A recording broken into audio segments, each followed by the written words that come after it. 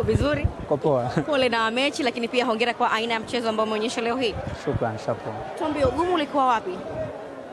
Ugumu ulikuwepo kwa sababu Simba wamesajili wachezaji wazuri na wao walikuwa na presha kubwa kupata matokeo kwa sababu sisi tulishinda mechi ya mwanzo.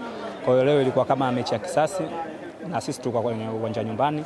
Tujitahidi kadri tuwezavyo kupata pointi 3 lakini mechi imeweza kuisha sare. Tunavyozungumza Azam FC sasa hivi timu kubwa zote mbili zimeshindwa kupata matokeo ya alama 3 dhidi yenu. Unadhani ubora wenu umeimarika katika sehemu gani, lakini pia mwalimu amefanikiwa kwa kiasi gani kuweza kuimarisha kikosi kwa ujumla? Ni mipango kazi ya mwalimu na kuzidi kujitolea na kujituma kwa wachezaji ndio kunasababisha mpaka Azam inazidi kuwa bora kila siku.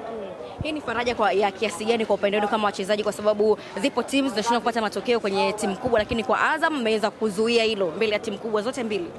Ni jambo kubwa kwetu sisi kama klabu na kama wachezaji, kwa maana kile tunachokipanga ni kinafanikiwa kwa asilimia kubwa na ndio maana tunaweza kupata matokeo ambayo tunayapata. Pengine nani alikusumbua zaidi katika dakika 90 za leo?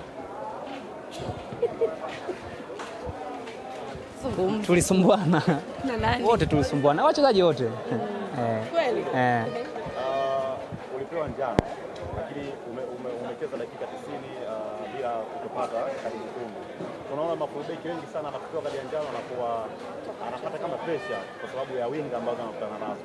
Wewe hii uzoefu wa kucheza mechi nyingi sana imekufanya unaweza kumaliza dakika 90 bila kupata kadi nyekundu? Ni namna ambavyo wewe unaitune tu akili yako, kwa sababu kama ulivyosema mara nyingi wachezaji wakishapata kadi ya njano dakika kama zile mapema huaga wana panic.